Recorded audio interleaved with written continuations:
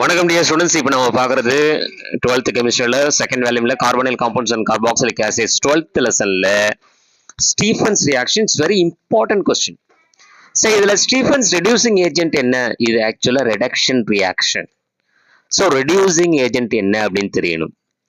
SnCl2 stannous chloride and hydrochloric acid. இதோட முக்கியமான விஷயம் என்னன்னா சைனைடு, அதாவது அது நைட்ரில் அப்படின்னுவாங்க, அதை ஆல்டிகைடா மாத்துறது தான். சைனைடை ஆல்டிகைடா மாத்துறது. இப்போ இந்த மெத்தில் சைனைட் கூட stannous chloride and hydrochloric acid சேர்த்து ரிடக்ஷன் பண்ணோம்னா CH3C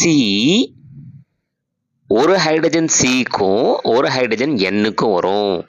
அப்போ CH3CH டபுள் பாண்ட் NH அப்படின்னு சொல்லக்கூடிய இமின்ஸ் கிடைக்கும். ஸோ இந்த இமின்ஸை ஹைட்ரோலிசிஸ் பண்ணா, ஆசிட் ஹைட்ரோலிசிஸ் பண்ணா ரெண்டு ஹைட்ரஜன் NH கூட சேர்ந்து NH3 மாறிக்கும்.